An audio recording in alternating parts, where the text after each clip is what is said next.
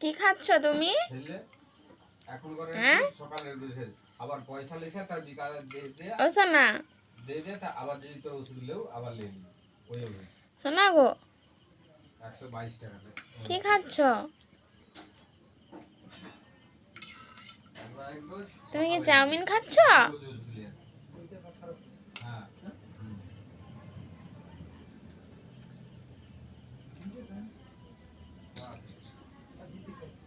দরকার আর সে এখানে ইয়ে আছে